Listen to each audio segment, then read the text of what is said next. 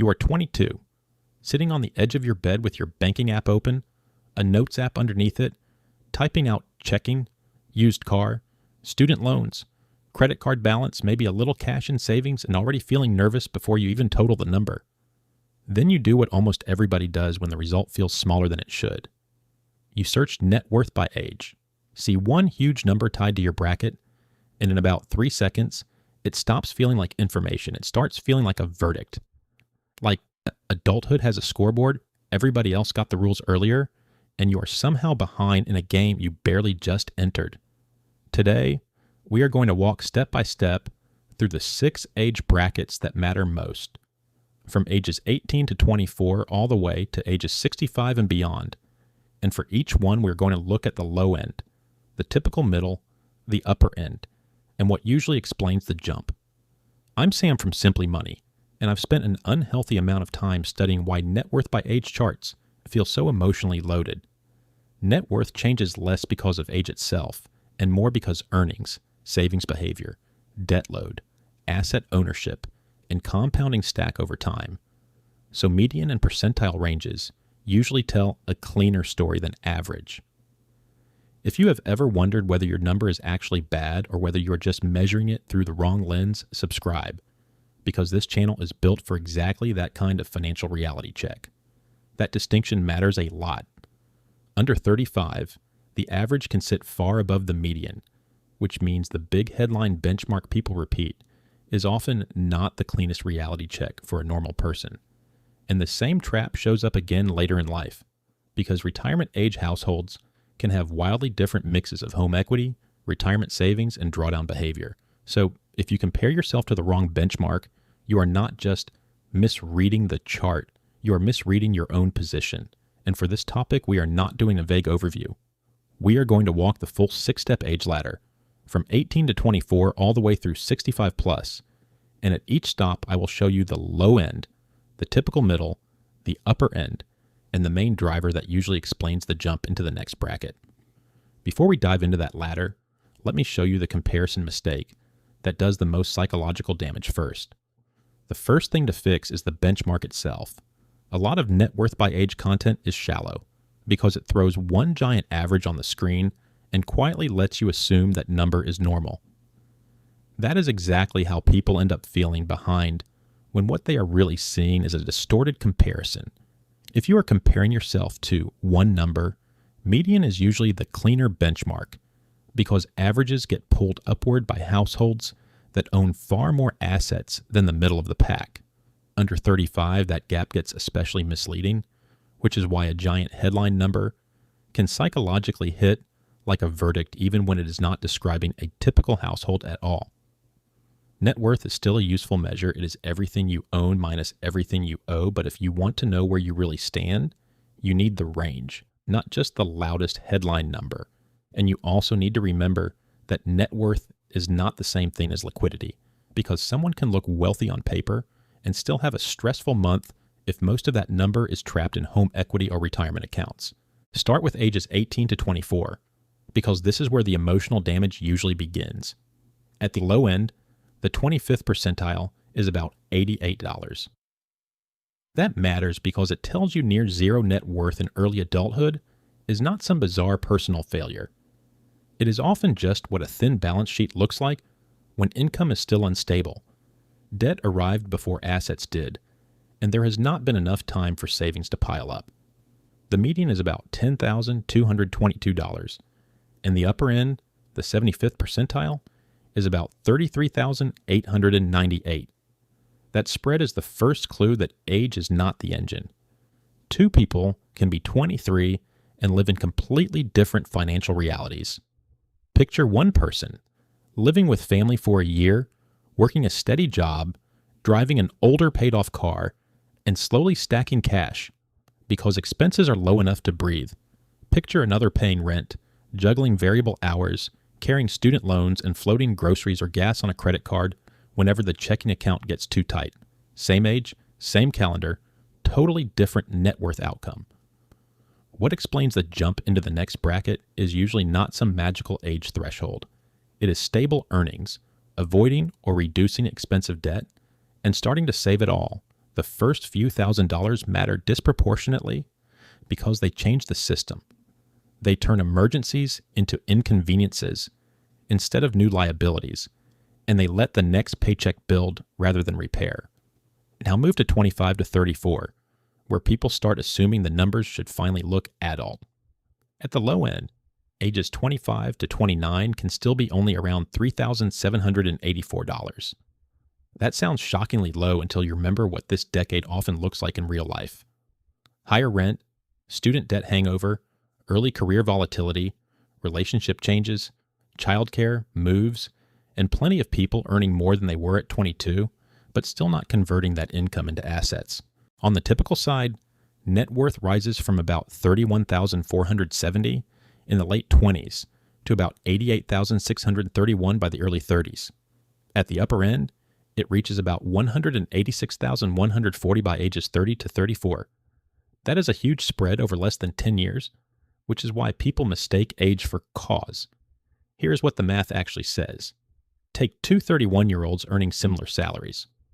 One starts with a $500 a month gap between income and spending, directs $300 toward debt reduction, $200 toward retirement, gets a match at work, and keeps lifestyle inflation under control. The other gets the same raises but absorbs them into a nicer apartment, a higher car payment, and balances that never quite disappear. After 3 years, the first person has reduced interest drag, built cash, and started compounding. The second may have a similar paycheck and a much weaker balance sheet. If the first person improves net worth by roughly $8,000 a year between principal paydown, savings, and match, that is $24,000 of separation before you even count market growth or avoided interest. That is why this bracket moves so fast. Career income often rises here. Debts may start falling, and first real assets, cash reserves, retirement balances, or home equity begin stacking. The birthday is not what made the jump. The conversion of income into ownership is what made the jump. By 35 to 44, the ladder stops looking smooth and starts showing separation. Lower-end outcomes can still sit around $16,548. The median household net worth is about $135,600. The upper end is around $436,892. Those are not small differences. They reflect households that may look similar from the outside and live on totally different internal mechanics. Think about the comparison this way. One household hits their late 30s with a mortgage that is slowly building equity, several years of retirement contributions behind them, and enough income stability to avoid adding new bad debt every time life gets expensive. Another household reaches the same age with childcare pressure, maybe a larger house bought at the wrong stretch point, some consumer debt that survived the 30s, and irregular saving because every raise got absorbed by life, getting more expensive. Both are adults. Both may look respectable, but one balance sheet compounds and the other keeps resetting. That is why higher earnings and earlier compounding help, but mortgages, children, and life costs can create much wider separation between households. This is also where a lot of people need to stop reading net worth as a status mirror.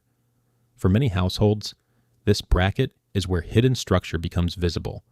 And here is the mid-script correction that matters. Some people hear all this and think, this is why age-based net worth content is useless, because it is just a shallow average chart designed to make people feel bad. I get that instinct. A lot of the content is shallow. But that does not mean the whole exercise is useless. It means most people are reading the wrong layer. If you switch from average to median, and from one number to a range, the chart stops being a verdict and starts becoming a diagnostic. It stops asking, am I impressive for my age? And starts asking, what is actually driving my balance sheet up or down? That is a much better question. That is exactly why the 45 to 54 bracket matters so much. At the lower end, outcomes are around $47,668.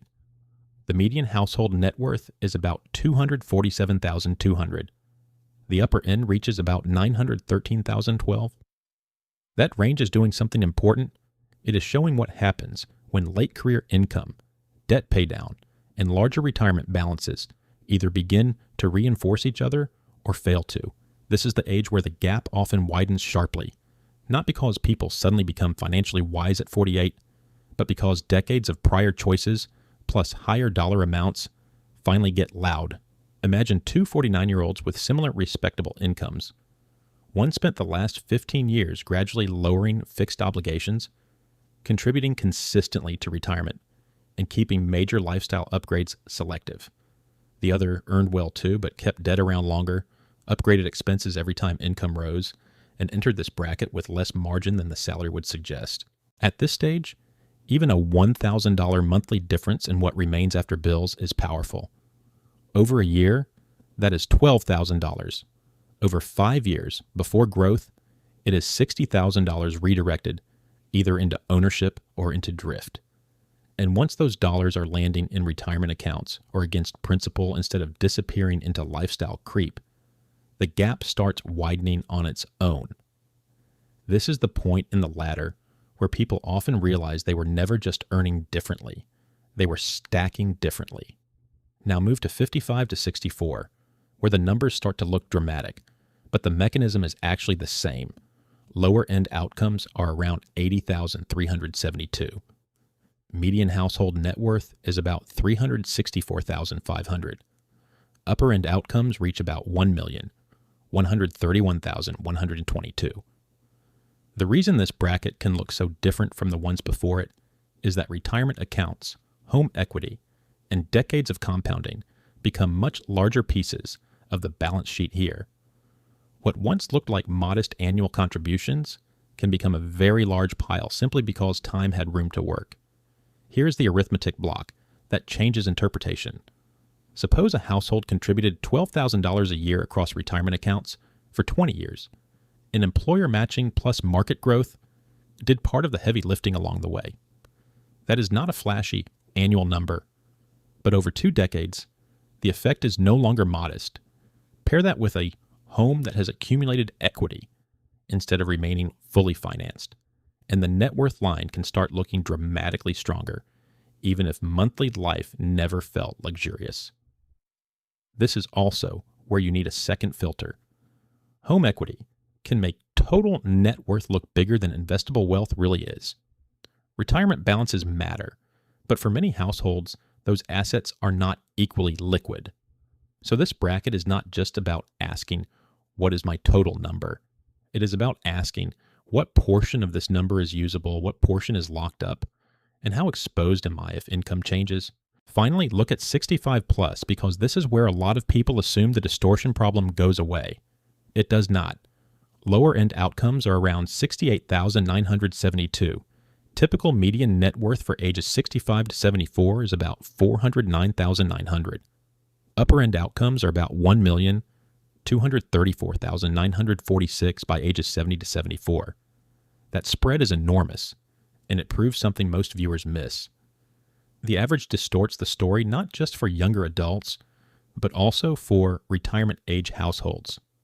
Some people reach this bracket with meaningful home equity, substantial retirement assets, and relatively low debt. Others reach it with far less, or they begin drawing assets down quickly because retirement income is tighter, healthcare gets heavier, or the portfolio was never built with much margin in the first place. So results spread widely because some households keep substantial assets while others start drawing them down, and averages overstate what is typical. This is the same emotional trap from the opening, just wearing older clothes. A 22-year-old sees a giant benchmark and thinks, I am failing before I have really started. A 68-year-old sees a giant benchmark and thinks, retirement is supposed to look safer than this. In both cases, one inflated number can create false shame. So what do you actually do with this ladder? The answer depends a little on who you are in the ladder right now. If you are early in it, your job is usually stabilization. Get cash flow steadier, stop high interest balances from multiplying, and reach durable positive net worth even if the number still looks small. If you're in the middle brackets, your question is whether earnings are truly converting into assets or whether every raise is being absorbed by housing, cars, childcare, and lifestyle expansion. If you are in the later brackets, the question shifts again because a large headline net worth means less than people think if most of it is illiquid, exposed, or already being drawn down. The practical decision rule is simple. Do not ask, what should my age number be? Ask, What is my likely range? What is inside my balance sheet? And what is the next lever that most reliably moves me upward? For some people, that lever is income stability. For others, it is killing interest-bearing debt. For others, it is protecting the gap between what comes in and what goes out so retirement savings can finally stack. And for older households, it may be less about growing the headline number and more about understanding what portion of it is truly accessible and durable. That is the real lesson here. Net worth by age is useful when you stop treating it like a public ranking and start using it like a structural map. It can show you where the range sits, what tends to explain the jump, and which mechanism is likely holding you back. But it becomes toxic the moment you confuse a distorted benchmark for a diagnosis of your worth. Use the chart to see the mechanism, not to absorb the shame. Use the range to find your lever, not to envy someone else's outcome. And if the numbers made you uncomfortable, that is not automatically bad news. Sometimes it is just the first honest look at which part of your financial system needs attention next